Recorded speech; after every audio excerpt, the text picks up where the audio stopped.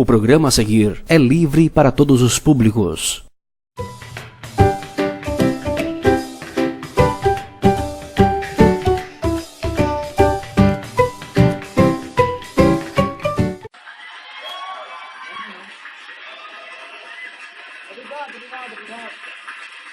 Obrigado.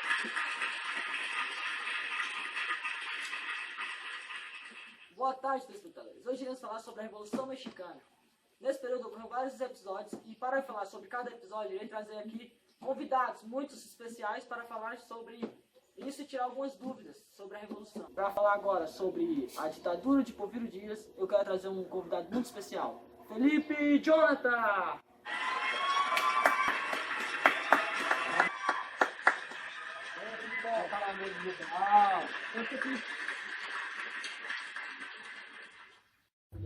Fala um pouco sobre a ditadura de Porfírio Dias. Meu caro amigo Gustavo, deixa eu te explicar um pouco. Tudo isso começou quando o México se tornou independente, em 1821. Aconteceram várias transformações no país mexicano, né? Teve o período do Império, teve a dominação francesa sobre o México, né? Aí até se estabeleceu o domínio do líder Porfírio Dias, né? E esse período também foi conhecido como Porfiriato, né? Sim. Cadê, ô produção? Cadê a água do meu convidado? Aí. Cara, Felipe Jonathan, eu queria, se o senhor não se importasse, fazer algumas perguntas que foram mandadas pelos nossos telespectadores. Sim. Essa primeira pergunta veio do Rafael de Campinas. Como se caracterizou o regime do Porfírio Dias? O regime ditatorial de Porfírio Dias caracterizou-se principalmente pela modernização do México. Ele queria modernizar o México, mas não através das indústrias, né? Que seria tipo a modinha da época. Ele queria modernizar o México através da agricultura, né? Agricultura em larga escala, né?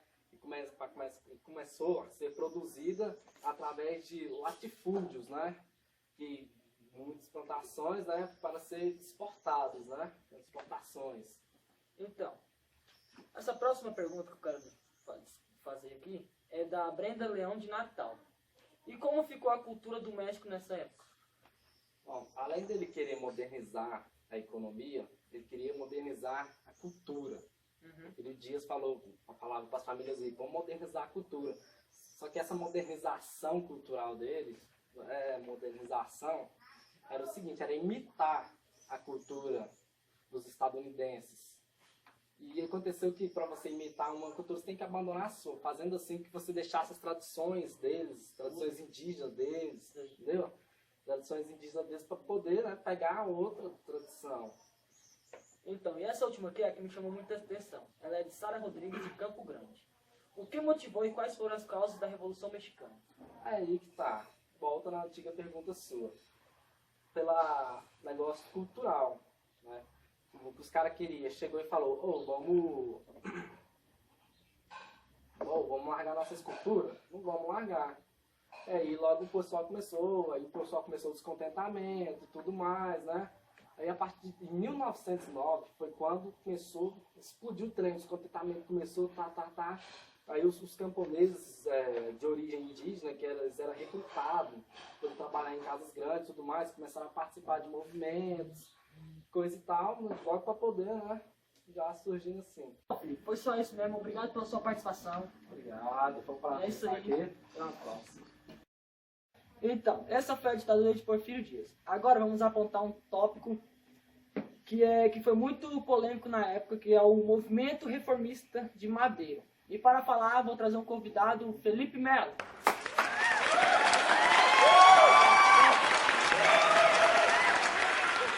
Desde já agradeço a sua participação. Não, que isso, eu que agradeço.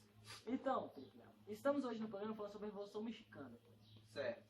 Falamos já sobre a ditadura de Porfírio Dias e agora vem o tema polêmico, que eu quero que o senhor fale um pouco, que é o movimento reformista de Madeira. Certo. Francisco Madeiro, detentor de uma das 10 maiores fortunas do país, onde em 1910 ele foi eleito no Texas, onde ele ficou isolado e voltou ao país, que é o México, no caso em 1911. E também tinha um movimento muito importante nessa época, onde quem comandava era Emílio Zapata, onde ele liderava um grupo de camponeses. Ele fez um principal movimento que foi o Plano de Ayala. Então, Felipe Melo, você disse aí sobre o movimento reformista, né? Certo. Madeiro. E aqui chegou várias perguntas sobre esse tópico. E eu queria lhe fazer elas. Posso? Sim, senhor. Seja feita a sua vontade. Então, Fernando Lima, de Cuiabá, mandou uma certa pergunta. Por que Francisco Madeiro, detentor de uma das 10 maiores fortunas do país, iniciou sua contestação a Porfírio Dias? Certo. Primeiramente, por causa de eleições livres, também liberdade política e também a condenação do artifício da reeleição, que no caso seria do povo mexicano. Então, essa segunda pergunta foi do Irinaldo Lopes de Brasília. Ele diz o seguinte: o que foi o Plano Ayala? Certo. O Plano Ayala foi um manifesto pela reforma agrária que se verteu num símbolo da luta pela terra em toda a América Latina. Sim. Então, Felipe Melo, essa pergunta veio da Juliana Dias, de Goiânia. Por que declaram legítima a eleição de 1910? Certo. Porque procurava mais atrair os camponeses, anunciando a restituição das terras tomadas e também pelos latifundiários, que no caso seria os donos das terras. Ok. Então é só isso, Felipe Melo. Agradeço sua participação. Que isso, eu que agradeço e até a próxima. Agora vamos a um breve intervalo e voltamos já com mais um Jornal PXT falando sobre a Revolução Mexicana.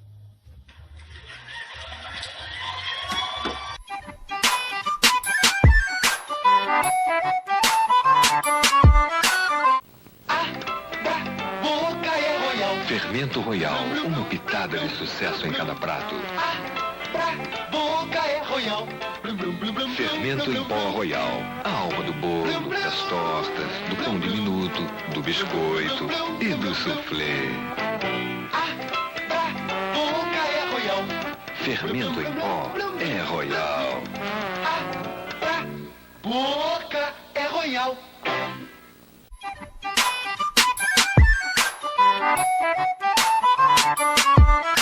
E para falar sobre a Revolução e Contra-Revolução, vamos chamar o convidado Eric Neves.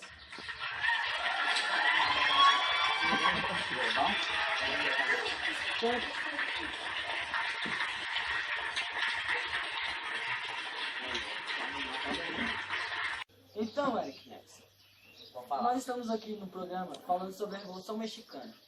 E eu queria que você falasse sobre a Revolução e a Contra-Revolução. O que foi isso? Não, eu vou fazer um pequeno resumo deste pequeno assunto na Revolução Mexicana. É o seguinte, dentre vários aspectos, o clima de tensão que permitia todos os grupos ligados ao periferismo foi todos os apoios dados pelos Estados Unidos, que também ele foi tipo ele quis aplicar no Estado um golpe, que foi chamado de golpe em 1913, assassinando Madeiro e levando ele ao poder. Também, em pequena parte, eles também queriam refazer, queria implementar no grupo, eles queriam enfraquecer o poder na ditadura. Sim. E na época, o governo, o exército, ele foi ao fracasso, ele que acabou na época. Aí, em 1914, já começaram a nova contra-revolução, porque Madeiro, quando ele foi morto, o Huerta tinha assumido seu poder. Ele queria contravindicar as suas obras de especialização do Estado com a nova ordem de Estado feita naquela época. E também estabeleceu um regime de que a igreja não podia ter estrangeiros assim na economia, que ia acabar na época por enquanto. Aí acabou que Zapata ele foi assassinado em 1919, mas com isso a Revolução e a Contra-Revolução ela não teve seu fim, ela teve continuidade com novos regimes brigando pelo poder dentro daquele assunto, e também teve eles começaram a ter conflitos mesmo até depois dele morrer, porque ele foi o fundador da Revolução, do novo regime que ele quis estabelecer na época, e de acordo com as normas que ele estabelecia, mais e mais pessoas queriam pegar aquela ordem do poder vigente do Estado. Ah, isso aí. Agradeço a sua participação. Obrigado. Foi muito bom o seu diálogo e é isso aí. Falou, né? E agora, para falar sobre os ataques aos Estados Unidos e a questão agrária, vou chamar aqui o Alessandro Romão. Beleza, Alessandro?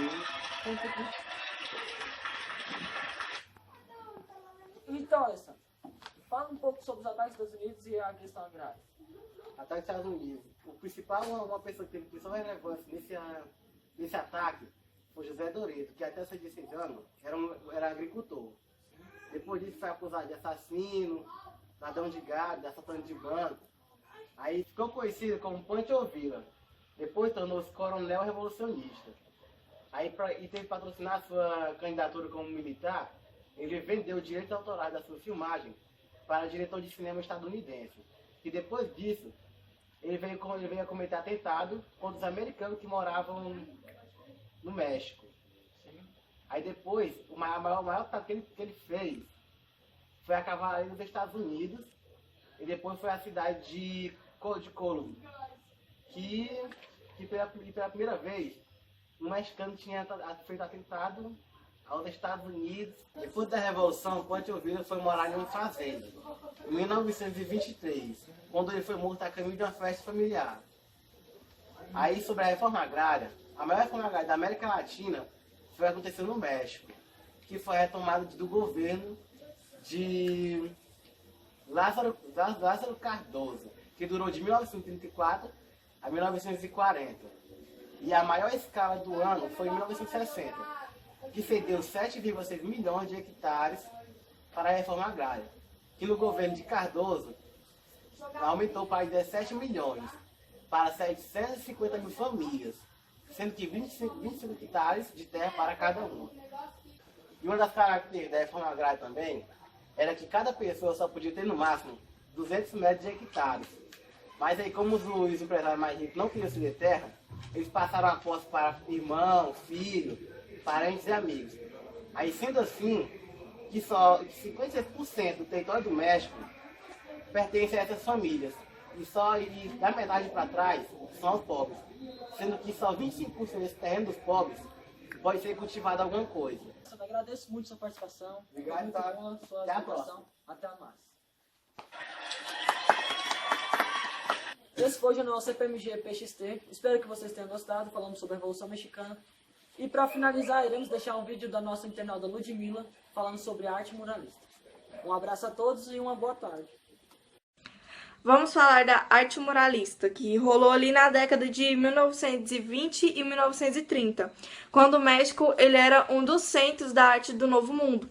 Essa arte, ela devia ser do povo, assim, sabe? Das multidões silenciosas e também dos sofredores. E ela devia se identificar com os ideais da Revolução. Essa arte, ela tinha como um tema bem dominante a história dos últimos séculos. Os artistas, eles tentavam pintar as figuras, assim, de um modo bem épico, para poder facilitar na divulgação popular. E também era uma arte que pretendia reacender a criatividade na época da cultura antiga mexicana. No caso, esse espírito revolucionário, ele ia ser expresso em paredes de edifícios, essas coisas assim. Daí vem esse nome, arte muralista. O muralismo, ele teve uma grande influência em diversos países da América Latina, incluindo no nosso país, no Brasil, que foi com um artista chamado Cândido Portinari. E é isso aí.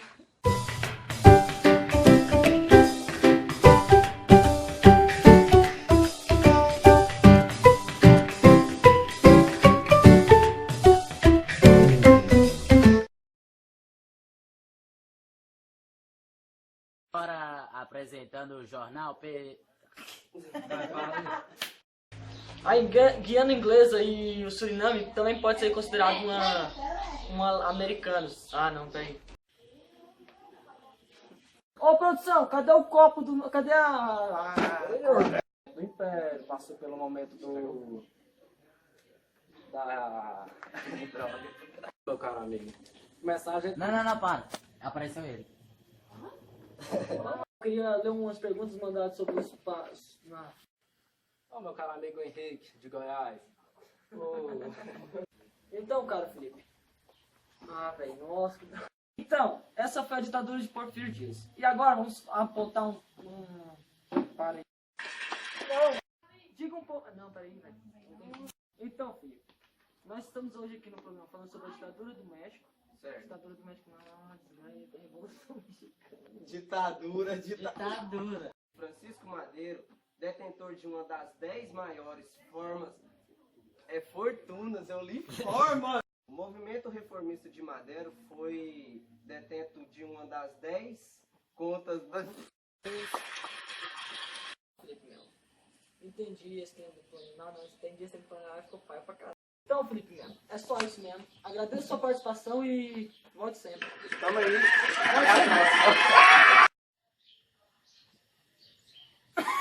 Para um breve intervalo e voltamos já com mais Revolução Mexicana no CPMG Jornal. Voltamos já com mais um jornal. Voltamos a apresentar. Já tirava? não, pode deixar, mais um pouquinho. Eu tô falando. Vai ficar alto, mano. Mas eu falo mais alto. Então, beleza. Então vai. Voltamos a apresentar. Já tá muito alto, velho.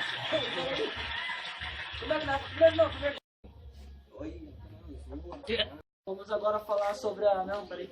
Agora vamos chamar o convidado Eric Neves para falar sobre a Revolução e Contra-Revolução. Aí o livro tá ali, ó. A gente deu uma coisa ali. Aí eu ouvi, peraí, eu ouvi. Então, agora, para falar sobre os ataques dos Estados Unidos. E ela pode já tá ali, velho. Romão! Não, velho. Essas palmas foram... Agora, para finalizar não, ainda tá no caminho, né, velho? O Alessandro Romão. Foi não. Erro meu. Eu apertei, só que não Agora, saiu. E foi morto a caminho de uma festa. Falou, até mais. Finalizando. Cadê as palmas, parceiro? Esse descontentamento com Porfírio Dias, levantes camponeses. Em 1910, Emiliano Zapata lidera movimentos camponeses da ocupação de terras em Morelos, sul do México. Em 1911, queda de Porfírio Dias e a chegada ao poder de Francisco Madeiro. Zapata programa o plano de Airá. Então, esse foi o jornal PXT CPMG.